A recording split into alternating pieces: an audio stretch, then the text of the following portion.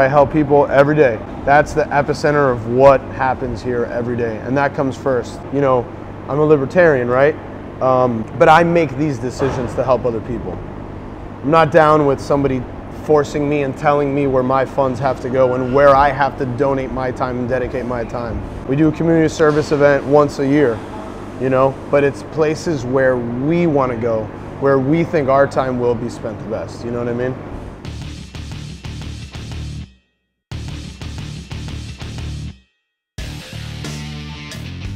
We Are Change met up with Danny Lopez-Calleja, owner of Crossfit Soul Miami.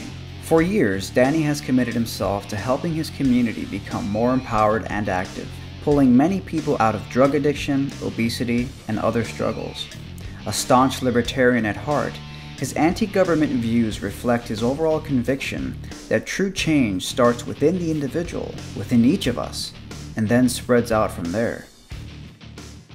We really believe that we're in control, you know, of the direction that our life goes into, you know, and it might sound intense, but it's very empowering at the same time, you know.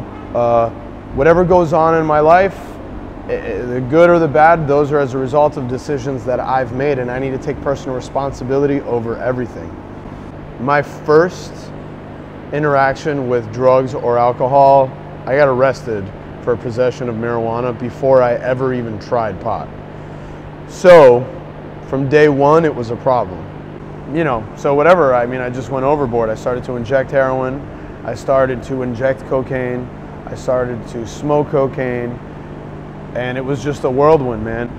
By the age of 21, I was homeless, okay?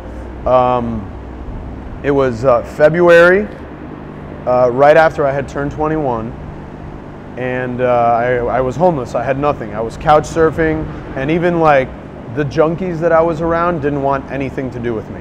So one of the last conversations I had with my old man, he told me that if I ever wanted to be a part of the family again and to get help, he paid for another treatment center for me to go into. I had hit pretty significant bottom at that point, I guess, you know? And I went in, and they took us to Narcotics Anonymous meetings and Alcoholics Anonymous meetings, and the people that I was put around were no bullshit kind of people, and were like, yo, you need to fucking be positive. Everything in your life needs to be positive, you know? You need to live your life like an open book. You need to share things with people. And that's what led, it was kind of like putting one foot in front of the other and just listening to these people and doing whatever they told me to do.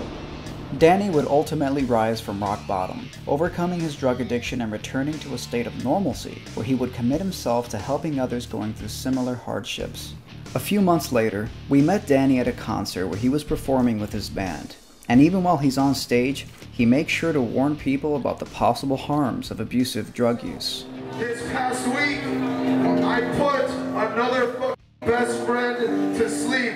Please be careful with yourselves. Whether you like to party, get up, you're trying to hide something, mask something, be careful. This is getting way too old. I'm tired of putting my friends to sleep. I've worked in a few drug treatment facilities. I volunteered in a lot of drug treatment facilities as well. So I was going into public high schools and middle schools and just being very transparent with kids and telling them about my life and telling them about all my experiences and teaching them about, again, some of the dangers of some of the substances that I was using. I've spoke in convention centers filled with thousands of people, shared with them my story. I've been on the news talking about some of that stuff, and it's a huge part of what we do. We donate our space here in the gym to the treatment center that helped save my life, South Miami Hospital. Their people in their inpatient program come to our gym at 6 a.m. and it's part of their therapy is learning about CrossFit and training. Take my business, for example. We built this place on our hard work. You didn't build that? No, I did not build that. If you got a business, you didn't build that. Somebody else made that happen. Everything we've done is as a result of our hard work and our team's hard work. We didn't go out getting bank loans to start our gym.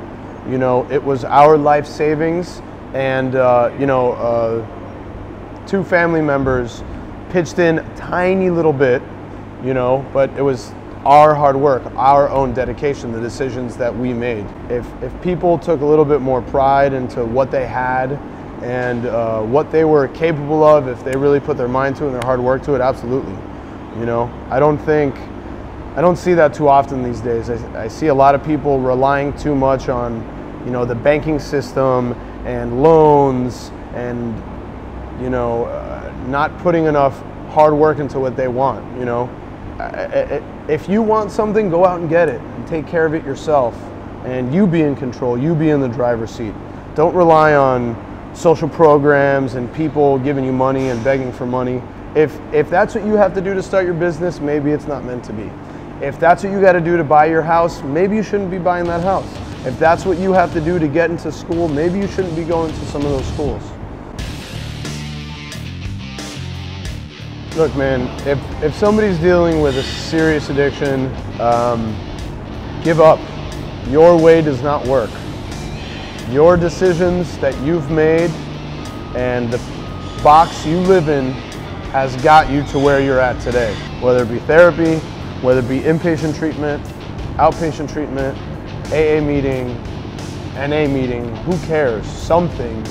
Just let people who are responsible and who have been proven that they can make decisions and bounce back, you know, from where they've been, to make the decisions for you for a little bit, and your life will improve.